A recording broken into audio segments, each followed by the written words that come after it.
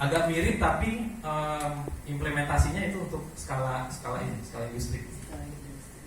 Jadi ada 4 Bapak Ibu, ada tata kelola berkelanjutan, ini lebih ke payung manajemennya gitu, bagaimana kita mengelola gitu. Kemudian ada sosial ekonomi, bagaimana masyarakat terlibat dan tidak hanya menjadi penonton. Dan ini terjadi juga di Bali, ada dari selatan gitu, ini jomplang. Kemudian dari sisi budaya, nah budaya bagaimana kita melestarikan itu sebagai sebuah kekayaan destinasi. Dan yang terakhir adalah lingkungan. Jadi 4 ini yang mudah-mudahan membantu kita sebagai destinasi atau industri untuk menerapkan pariwisata berkelanjutan. Jadi ini kalau mau lengkapnya silahkan bisa dicek di internet. Itu di Kemenparekraf sudah detail dan sudah ada indikator-indikatornya untuk keberhasilannya apa. Itu di Permenpan nomor 19 tahun 2021, ini harusnya nomor 9. Nah ini jadi masing-masing pilar ada tentang struktur kerangka pengelolaan gitu ya, terus melibatkan pemangku kepentingan, gimana caranya merangkul nih industri, masyarakat gitu ya untuk bisa terlibat dalam pembentukan Riparda misalkan. Terus mengelola tekanan perubahan, ini juga salah satu upaya kita untuk mengurangi resiko ya. Resiko kalau misalnya udah terlalu banyak, ini kayak Ancol kan gitu, gimana cara kita Ancol lagi puncak untuk mengurangi kemacetan dan sebagainya. Ini juga sebenarnya masuk nih tentang pengelolaan resiko. Di sini ada adaptasi perubahan iklim, pengelolaan resiko krisis. Jadi ini menurut saya komprehensif sih, cukup komprehensif. Kemudian pilar 2 tentang sosial ekonomi, ini manfaat ekonomi, kesejahteraan gitu ya. Budaya, ini bagaimana melindungi warisan budaya, ada mengunjungi situs budaya juga. Dan yang lingkungan ini lumayan banyak ya, banyak tentang konservasi warisan alam, pengelolaan sumber daya, konservasi energi, air gitu ya. Sampai dengan limbah, ini semuanya ada pedomannya gitu. Nah, mari kita bahas ya. Nggak semuanya, tapi at least itu bisa menggambarkan kira-kira pilar-pilar ini implementasinya seperti apa. Yang pertama ini pilar tata kelola berkelanjutan. Nah ini yang tadi saya cerita ya tentang satuan tugas, atau kita nyebutnya adalah di sini Forum Tata Kelola Pariwisata Berkelanjutan. Nah ini yang sudah menerapkan ini di Wakatobi. Ya.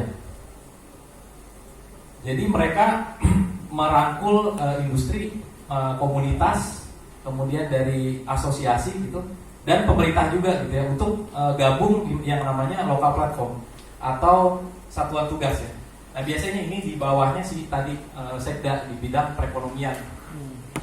Jadi akhirnya alurnya itu lebih gampang dalam memberikan masukan gitu ya, terus mengkoordinasikan antara OPD-OPD di bawahnya gitu. Jadi teman-teman dinas pariwisata ini nggak perlu jalan sendirian lagi lah gitu kan. Nah sekarang punya teman di atasnya itu untuk bisa mengkoordinasikan gitu. Jadi destinasi ini memiliki organisasi atau kelompok-kelompok yang bertanggung jawab yang relevan. Kemudian ada lagi indikatornya, destinasi mempunyai SDM yang memiliki minat dan komitmen serta pengalaman yang sesuai gitu.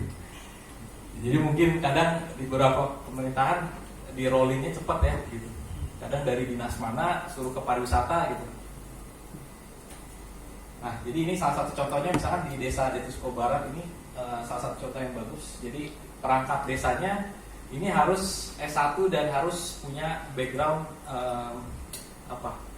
OPD yang memang dia tangani gitu. Jadi kalau misalkan tentang dinas lingkungan hidup ya udah backgroundnya harus dari sana.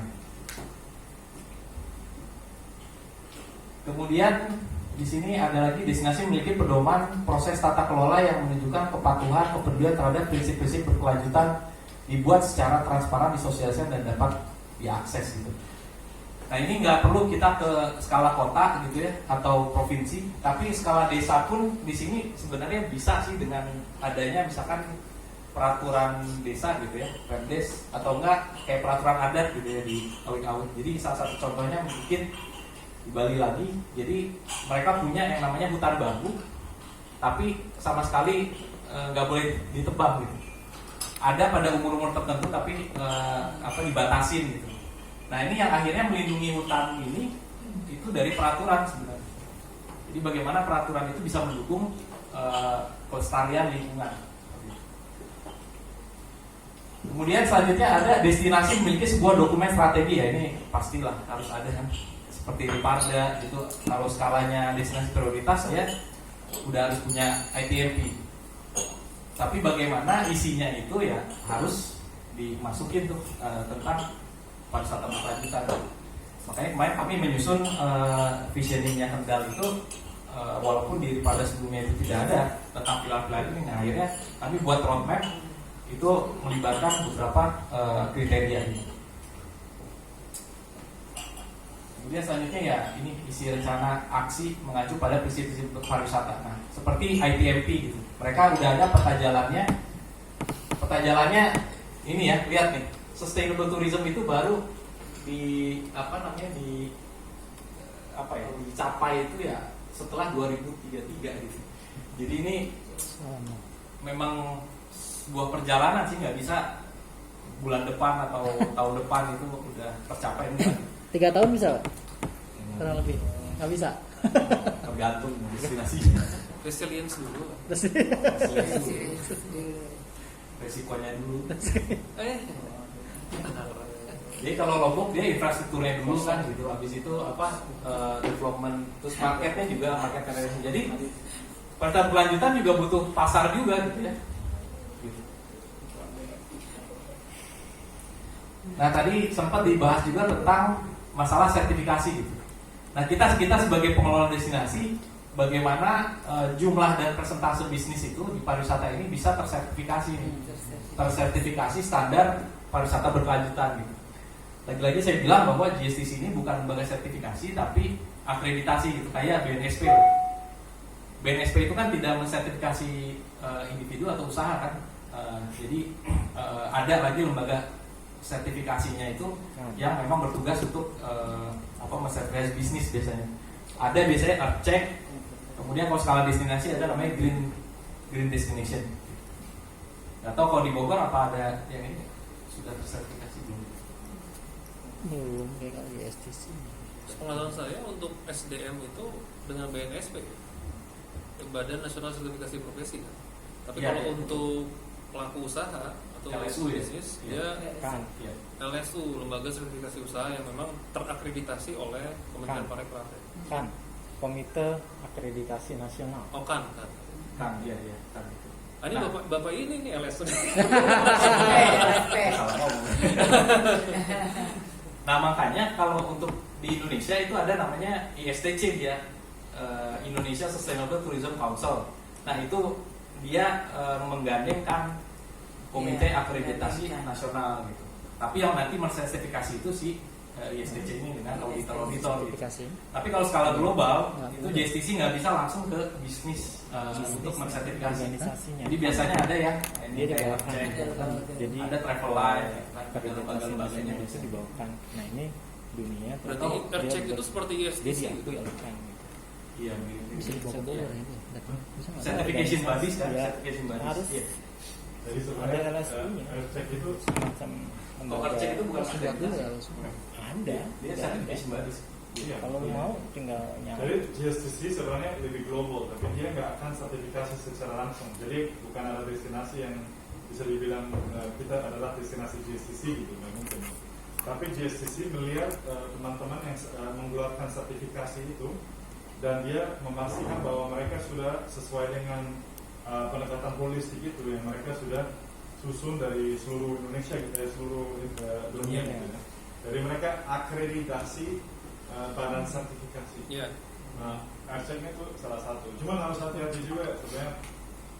Buat kita sangat membantu kan untuk sertifikasi dan menerima apresiasi. Tapi nggak selalu sertifikasi ada sesuatu yang bisa buktikan bahwa itu sudah sustainable gitu. Cuman sangat membantu untuk manajemen proses. Apalagi apresiasi, kita harus sangat hati-hati dengan apresiasi ya, karena itu sebenarnya kadang-kadang tergantung komite, tergantung jurinya, tergantung politiknya gitu kan. Contohnya kan, kalau saya punya ISTC, Indonesian Sustainable Tourism Council, mereka punya interest untuk melibatkan sebanyak mungkin pihak untuk sustainable tourism kan. Nah mereka punya interest sebenarnya kalau yang benar-benar independen, dia nggak boleh punya peran di dalam certification sendiri. Jadi dia nggak peduli apakah hotel ini sertifikasi apa enggak peduli. Jadi yang sertifikasi harusnya independen kalau bisa itu. Jangan ikutin campur dengan ini sendiri apa agenda sendiri gitu. Artinya di Indonesia ISTC punya kewenangan untuk menerbitkan sertifikasi berkelanjutan. Nah itu perlu dicek, tapi saya cek terakhir itu di websitenya dia ada skema sertifikasi memang. Jadi beda kalau di Indonesia, kalau di luar kan GSTC itu hanya akreditasi, tapi ISTC di situ dia mensertifikasi. Tapi coba cek lagi. Berarti dia kalau seperti itu berarti GSTC sudah mengakreditasi ISTC kan? Iya. Harusnya kan? Betul. Jadi si cek itu, terus ISTC itu menggunakan indikatornya si GSTC. Jadi ada GSTC accredited gitu. Jadi itu ibaratnya standarnya sudah sesuai dengan GSTC. Coba aja di website itu ada ISTC, bisa dilihat gitu, ada skema sertifikasinya rasanya. Nah, kemudian keterlibatan pemangku kepentingan. Ini tetap masih ada di pilar 1 yaitu